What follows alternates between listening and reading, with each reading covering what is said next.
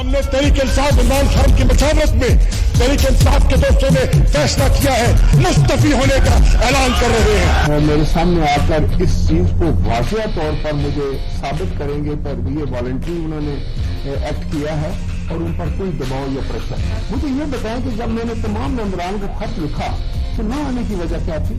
मैंने तुमको इसीलिए बुलाया था कि वो तशरीफ लाएं और मेरे सामने आकर सिर्फ यही उन्होंने कहना था कि मेरे पे कोई दबाव नहीं है, मैं खुद इस्तीफा दे रहा हूँ अपनी मर्जी के मुताबिक, अपनी ख्वाहिश के मुताबिक। जिस वक्त मैं इस्तीफा मंजूर करता हूँ तो आइन और कानून को सामने रख कर सकता हूँ और उसमें दूसरी को कोई और फैक्टर नहीं होता। पीटीआई वफ़द जी क़ौमी असेंबली जे स्पीकर सां मुलाक़ात। मुस्तफ़ी थियल पीटीआई MNS जूं गॾियल तौर इस्तीफ़ाऊं मंज़ूर करण जी दरख़्वास्त। राजा परवेज़ अशरफ पीटीआई MNS जूं इस्तीफ़ाऊं गॾियल तौर मंज़ूर करण वारी दरख़्वास्त रद्द करे छॾी। राजा परवेज़ अशरफ पीटीआई खे पार्लियामेंट में वापसी जी दावत ॾींदे चयो त गॾियल तौर इस्तीफ़ाऊं मंज़ूर करण जे आइन में गुंजाइश न आहे। पीटीआई MNS खे इनफ़रादी तौर इस्तीफ़ाउनि जी तस्दीक़ करणी पवंदी।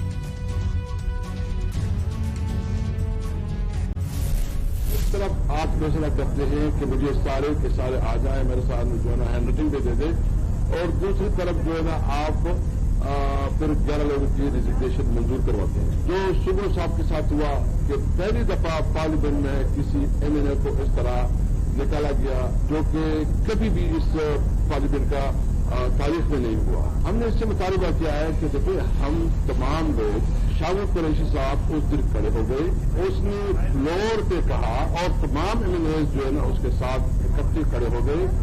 उन्होंने एलानिया कहा कि हम अपनी सीट से रिजिग्नेशन दे रहे हैं, आप इसको एक्सेप्ट करें। लेकिन इसके बावजूद जो है ना ये डिलेइंग टैक्टिक्स कर रहे हैं। डिलेइंग टैक्टिक्स क्यों कर रहे हैं कि इलेक्शन का ये फेस नहीं कर सकते। उनको पता है कि जब इलेक्शन होगा तो ये फारिग होंगे। स्पीकर पारां इस्तीफ़ाऊं रोकण वारो अमल गैर कानूनी आहे। असां स्पीकर खे 127 मेंबरनि जूं इस्तीफ़ाऊं गॾियल तौर मंज़ूर करण जी दरख़्वास्त कई आहे। पीटीआई अॻवान असद केसर चयो आहे त कासिम सोरी डिप्टी स्पीकर तौर इस्तीफ़ाऊं मंज़ूर करे चुको आहे। मुल्क में फौरी तौर इलेक्शन थियणु घुर्जे।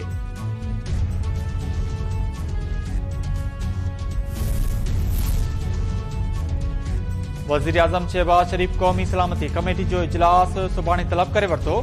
फौजी क़यादत ऐं वफ़ाक़ी वज़ीर शिरकत कंदा। मईशत, सिक्योरिटी ऐं दहशतगर्दी बाबति मामलनि ते तफ़सीली गौर वीचार कयो वेंदो। नाणे वारो वफ़ाक़ी वज़ीर इसाक डार इजलास खे मुआशी सूरतहाल ते ब्रीफिंग ॾींदो।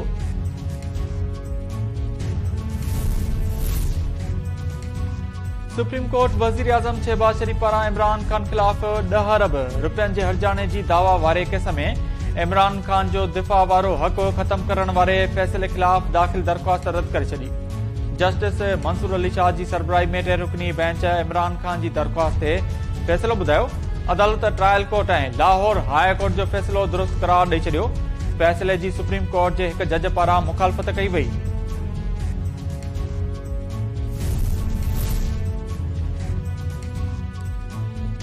पाकिस्तान कॾहिं बि डिफॉल्ट न कंदो। पाकिस्तान जे डिफॉल्ट जूं ॻाल्हियूं दुश्मन ई करे सघनि था। वज़ीर आज़म जी क़यादत में मुल्की मसइलनि खे मुंहुं ॾींदासीं ऐं हल बि कंदासीं। वफ़ाक़ी वज़ीर अहसन इक़बाल चयो आहे त मुल्की हालतूं गंभीर आहिनि। महांगाई जो ख़ात्मे लाइ क़दम खणी रहिया आहियूं। ईंदड़ 5 सालनि अंदरि एक्सपोर्ट सेक्टर में गिरोथ कई त कामयाब थींदासीं। ॿोड़ सबबि वॾे पैमाने ते तबाही थी मुल्क खे $30 अरब जो नुक़सान थियो आहे।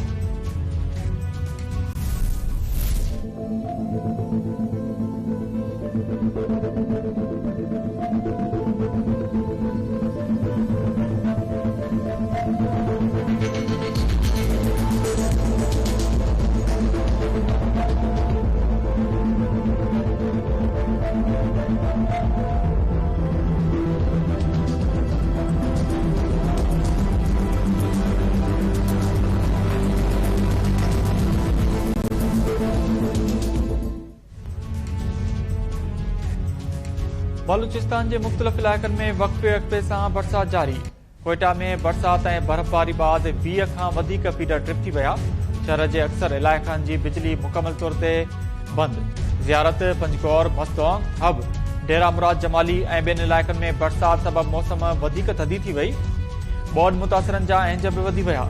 पंजाब ऐं KP जे बे मुख़्तलिफ़ इलाइक़नि में सियारे जूं पहिरियों वस्कारो।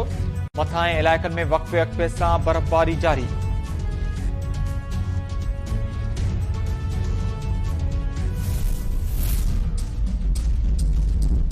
सतावीं दिसंबर ते शाम जो 2 खां 6 बजे जे विच में इंसिडेंट थियो आहे। नेक्स्ट डे ते उनजी मुदयत में पुट जी मुदयत में असां FIR दाख़िल कई। उन्हनि जी न के सां दुश्मनी आहे, न के सां गाइड सां ॻाल्हि थी आहे, जेकी उन्हनि फौरन अननोन जे अगेंस्ट ते FIR कटियल आहे। वासन जो हिन वक़्त ताईं सुभाणे जेका मुंहिंजो इंटरेक्शन थियो ॻाल्हि ॿोल थी उनजे पुट सां या ॿिया जेके उनजा मिट माइट हुया they were totally blank about it, but police full fashion it will be very much तमाम जल्दी उनके असां पड़ताल कयूं। किन सबूत जी बुनियाद ते अञा इन्वेस्टिगेशन हले पई। इंशाल्लाह it's on top priority. That what I am saying त असांजी हथ में इम्कान कोशिश आहे त जल्द अज जल्द असां हिन केस खे ट्रेस आउट कयूं ऐं जेके अक्यूज़ आहिनि इन बुनियस ऑफेंस में इतलाक उन्हनि खे कानून जी कचहरी में आंदो वञे। सांगड़ वेझो ॻोठ डिप्टी में बेदर्दी सां क़त्ल कयल दिया भील जो केस 5 ॼणनि ख़िलाफ़ दाख़िल। पुलिस शक जे बुनियाद हेठि दिया जे सॻे भाउ दयालू भील ॾेर ऐं नाठी खे हिरासत में वठी छॾियो। DIG शहीद बेनज़ीराबाद ऐं SSP सांगड़ जे दिया भील जे तॾे ते आमद। वाक़े वारे हंध जो बि दौरो कयो। DIG यूनुस चांडियो चयो आहे त औरत जे क़ातिलनि खे कंहिं बि सूरत में माफ़ न कयो वेंदो, खेनि कानून मूजिब सज़ा ॾियारी वेंदी।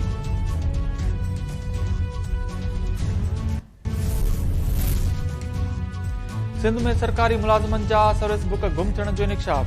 सिंध हुकूमत पारां लाॻापियल खातनि जे सेक्रेटरियुनि खे सर्विस बुक गुम कंदड़ ज़िम्मेवार DDOs ख़िलाफ़ 1 महीने अंदरि कार्रवाई करे रिपोर्ट पेश करण जो हुकुम। SNGAD समूरनि खातनि जे सेक्रेटरियुनि खे लिखत में हिदायतूं जारी करे छॾियूं।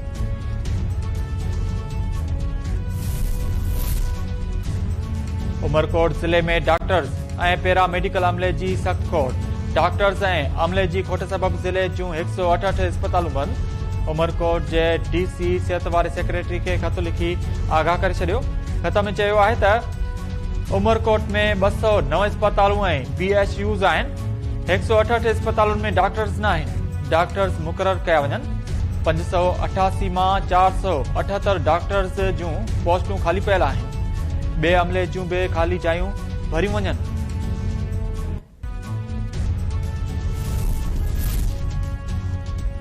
PTI अॻवान शहबाज़ गिल गिरफ़्तारी खां बचण लाइ सिंध हाई कोर्ट पहुची वियो। गिरफ़्तारी खां बचण लाइ सिंध हाई कोर्ट में दरख़्वास्त दाख़िल। अदालत शहबाज़ गिल जी दरख़्वास्त तकड़ी ॿुधण वारी इस्तदा रद्द करे छॾी। क़ाइदनि मूजिब रोस्टर ब्रांच ज़रिए दरख़्वास्त दाख़िल कराइण जी हिदायत।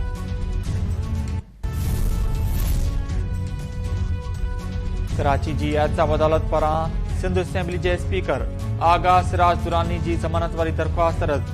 एहतसाब अदालत आमदनी खां वधीक मिल्कियतूं ठाहिण वारे रेफरेंस में नैब प्रोसिक्यूटर जा दलील मुकमिल थियण बाद महफ़ूज़ कयल फ़ैसिलो ॿुधाए छॾियो। आगा सिराज दुरानी जी ज़मानत वारी दरख़्वास्त बि रद्द।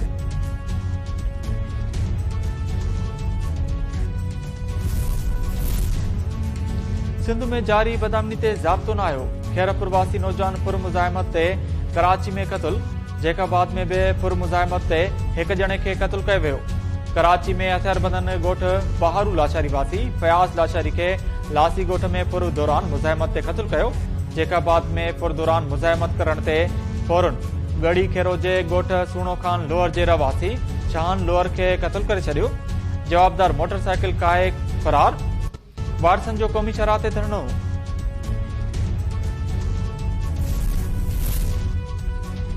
सिंध जे मुख़्तलिफ़ शहरनि में रोड हादसनि में 1 औरत समेत 8 ॼणा फौत, 15 खां वधीक ज़ख़्मी। थाणो बुला खान में 3 मुख़्तलिफ़ हादसनि में लाड़काणे जी रवासण मुनवर खातूं ऐं पंजाब वासी शहबाज़ फौत थिया। 10 ॼणा ज़ख़्मी अस्पताल मुंतक़िल। जामचोर वेझो टायर बरस्ट थियण सबबि कार टालर हेठां अची वई। औरत तस्नीम क़ाइमखानी फौत। 3 ॼणा ज़ख़्मी थी पिया। झोल में पुरत भरपू भील ट्रैक्टर तां किरी फौत। मीरपुर माथेले में बस ऐं मोटरसाइकिल में टकर। ॻोठ साथी महर जो रवासी मोहम्मद मलूक महर फौत थी वियो। बस ड्राइवर बस छॾे फरार। माथेली में 2 टैंकरनि में आमो साम्हूं टकर। रही मियार खान वासी अब्दुल रज़ाक फौत थी वियो। पिथोरो में तेज़ रफ़्तार जीप बिजली जे थंबे सां टकराइजी वई। न्यू शोर वासी मौचार नोड़ी फौत थी वियो। ईपलो में रोड हादसो, मोटरसाइकिल सवार नौजवान आनंद कुमार फौत थी वियो।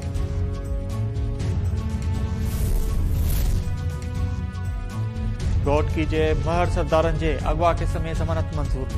जीडी अगवान अली गौहर महर, राजा खान महर ऐं हाजी खान महर ज़मानत लाइ अदालत में पेश थिया।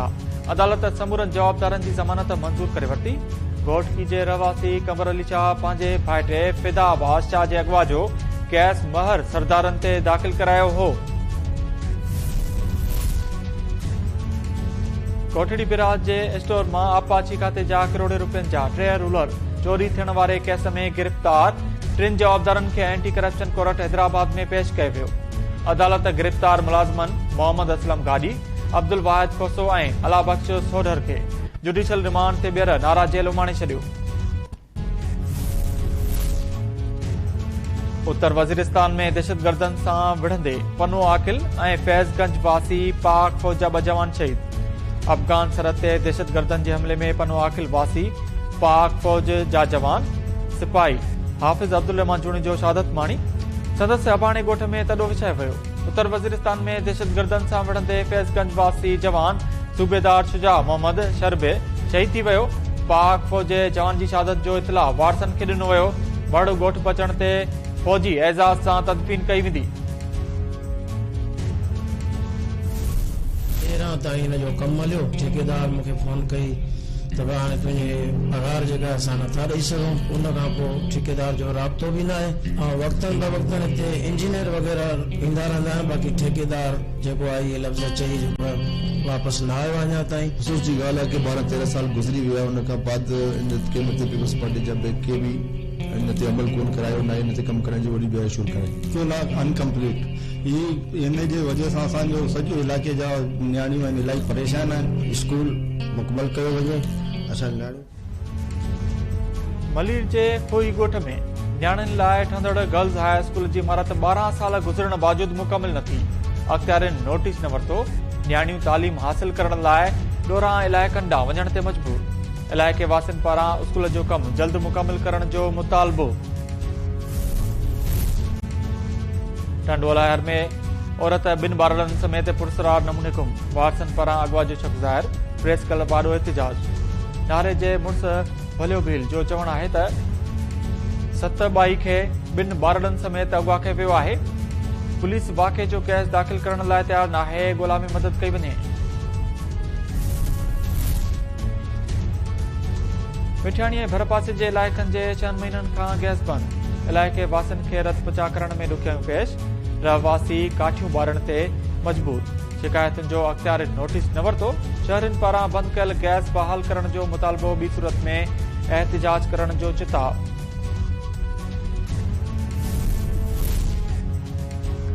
कराची टेस्ट में न्यूज़ीलैंड पाकिस्तान खिलाफ पोज़ीशन मुस्तहकम करे वरिती। कीवी टीम पहिरीं इनिंग 212 रन्स ते डिक्लेयर करे छॾी। कीन विलियमसन जी डबल सेंचुरी। न्यूज़ीलैंड खे पाकिस्तान खिलाफ 174 रन्स जी सरसी हासिल। पाकिस्तान पारां इब्रार अहमद 5 विकेट्स वरितियूं। नौमान अली 3 रांदीगरनि खे आउट कयो।